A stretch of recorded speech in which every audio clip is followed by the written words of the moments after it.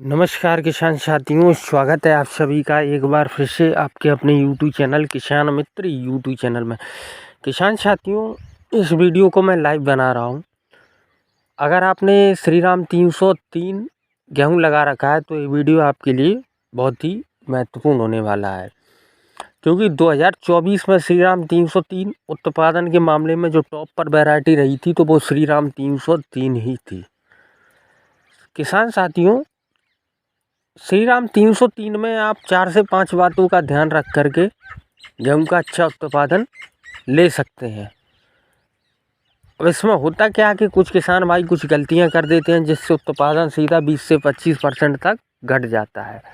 तो हमें जैसे मैं अब इस वीडियो को लाइव बना रहा हूं, आप देख सकते हो अभी पूरे प्लॉट में बालियां निकल आई हैं। अभी इसमें दूध भराई का काम चल रहा है, दाना बनने का काम चल रहा है।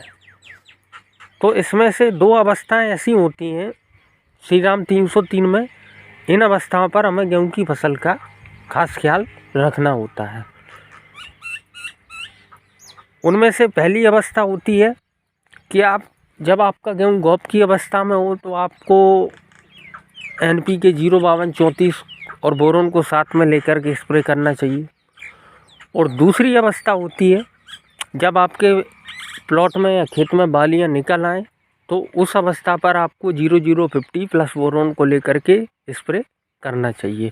अगर आप किसी फंगीसाइड का उपयोग करना चाहते हैं तो आप नाटिवो ले सकते हो, इम्पैक्ट एक्स्ट्रा ले सकते हो, कोई भी फंगीसाइड ले सकते हो अच्छी कंपनी का। तो ये गौप की अवस्था में आप इसका उपयोग कर सकते हैं। और सबसे बड़ी विशेष सावधानी ये होती है कि जब गेहूँ की फसल में 3 पानी लग जाते हैं, जब चौथा पानी लगने का समय आ जाता है, जहाँ मिट्टी हल्की होती है वहाँ 4 से 5 पानी की आवश्यकता होती है गेहूं की फसल में। और जहाँ मिट्टी भारी होती है वहाँ 3 से 4 पानी में ही गेहूं की फसल तैयार हो जाती है। तो अगर आपने 3 सिंचाई कर दी है और चौथी सिंचाई करने वाले हो, मतलब एक तो आपको तीसरी सिंचाई बूटिंग स्टेज मतलब गौप की अवस्था पर करना चाहिए। और जब बालियां पूरी तरह से, जैसे आप देख रहे हो इस प्लॉट में बालियां निकल आई हैं और एक समान बालियां निकल रही हैं, तो आपको इस अवस्था में भी सिंचाई करनी चाहिए चौथी, क्योंकि इस समय दाना भराव का कार्य चलता है और पानी की रिक्वायरमेंट पौधे को बहुत ज़्यादा होती है। तो आप इस बात का विशेष ध्यान रखें कि जब बालियां निकल आएँ पूरे प्लॉट में या खेत में, तो इस समय पर आप सिंचाई हल्की करें। और इस बात का विशेष ध्यान रखें कि कहीं पर भी जल भराव का काम ना हो, क्योंकि जल भराव से उत्पादन सीधा 15 से 20% तक घट जाता है, गिरने का खतरा भी बढ़ जाता है। तो ऐसी कुछ बातें हैं, इनको हम ध्यान में रख करके श्रीराम 303 का अच्छा उत्पादन ले सकते हैं। क्योंकि श्रीराम 303 गेहूँ को डेवलप ही इसीलिए किया है कि किसानों की आय को बढ़ाया जा सके। और ये बात सच भी है, ये उत्पादन के मामले में बहुत अच्छी वैरायटी है। तो इन सब बातों का ध्यान रख के हम गेहूं की फसल में खासकर श्रीराम सुपर 303 में अच्छा उत्पादन ले सकते हैं।